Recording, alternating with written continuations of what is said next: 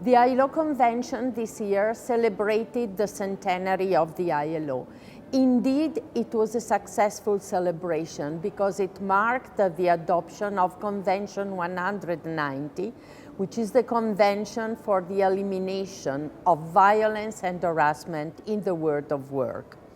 Despite difficult negotiation, the text of the convention and of the recommendations are addressing most part of the needs and concerns that PSI and PSI affiliates raised during the year since 2015. It clearly states and identified the definition of violence and harassment as potential cause to the physical, psychological, sexual, and economic condition of persons. It clearly refers to all workers, no matter which kind of contract they have, temporary or permanent workers, interns, trainees, apprentices, and even volunteers.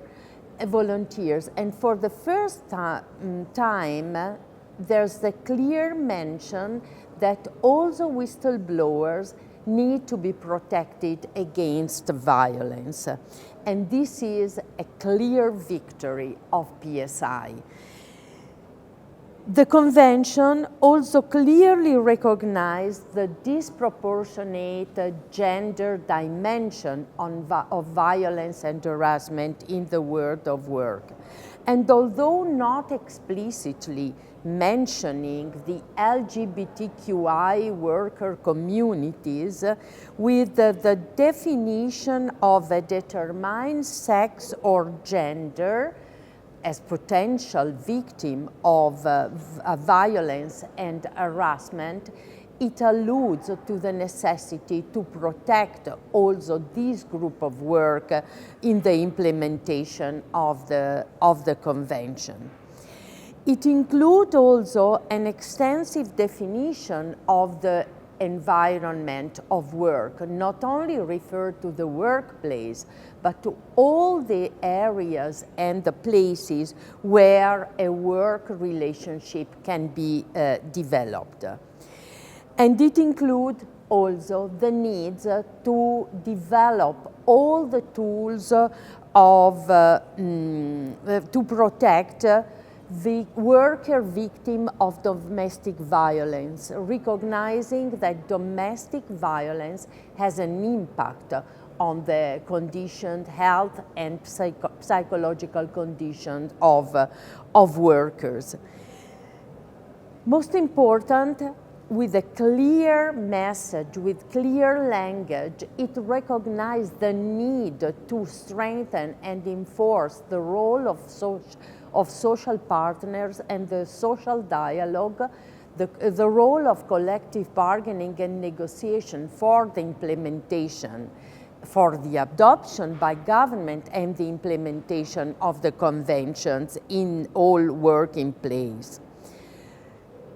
At the end, I would like also to highlight the fact that we were really successful in the adoption of this convention and of the recommendation, because it sent clear message with a clear language that is hard to misunderstand. But this was possible because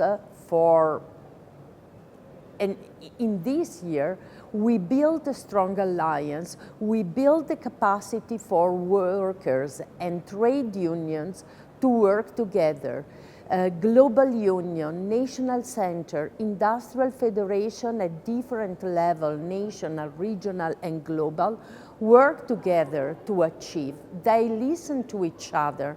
They presented the case, the experience, the best practices we had around the world to achieve this result.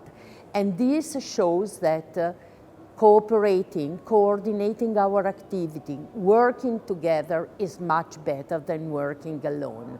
We need to continue in this way, because now our task is to press government to adopt and ratify the convention and work together with employers and government for a general implementation and enforcement of the convention. Protecting workers means that we need to strengthen our capacity to work together.